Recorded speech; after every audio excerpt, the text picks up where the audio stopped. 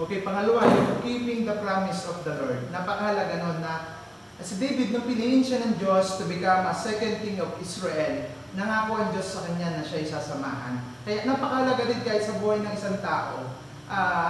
Dapat nating alam kung ano yung pangako ng Diyos at ano yung kayang gawin ng Panginoon sa buhay natin. Si David, kahit na siya ay ginagawa ng mali, kahit siya ay sinusubukang patayin ng mga tao, may mga naiingit sa kanya, pero dahil alam niya ang Diyos, ang defender niya, at may pangako ang Diyos sa kanya na hindi siya papabayaan, siya ay patuloy na lumalaban sa paraan na itinuro sa kanya ng Panginoon. At yun yung kahalagahan sa panghahawak doon sa pangako ng Panginoon sa buhay ni David, maging sa buhay natin. Pangatlo, ang makikita pa rin natin dito, si David ay mayroong great overseer.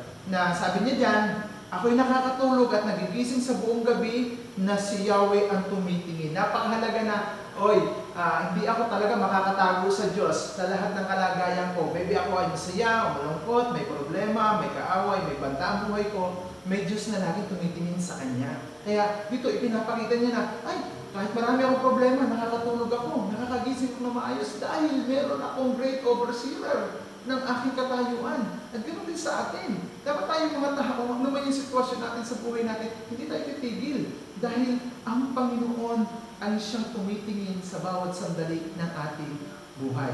And then pang-apat, ito pa yung napakahalaga kay David. Meron siyang Savior. It's only the Lord's our Savior.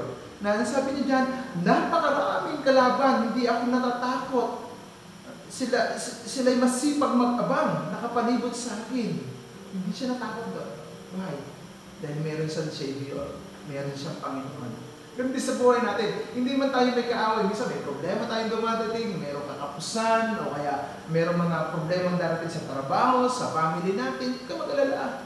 Dahil kung nilalagay tayo ng Diyos doon, ililigtas tayo ng Panginoon. Sasamahan niya tayo upang ma-overcome ito, maitawid tayo sa ganung bagay dahil hindi lang iniligtas ng Diyos yung iyong kaluluwa, kundi binigyan pa niya ng pagkakataon upang maunawaan na sa lahat ng sitwasyon, sasamahan ka ng ating Panginoon. And then panguli, napakahalaga rin, si David ay mayroong victorious life that because the Lord.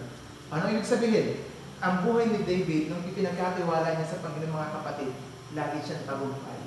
Lagi siyang nananagana, lagi siyang may lakas ng loob dahil kahit na ano man dumating sa buhay niya, alam niya na lagi siyang tagumpay dahil ang laban na ito, hindi niya nalaban, kundi laban na ng Panginoon sa buhay niya. Kaya yung limang bagay na yun ay napakahalaga sa buhay natin. Defender, in keeping the promise of the Lord, and the great overseer, the Savior is the Lord, and then we have a victorious life because of God.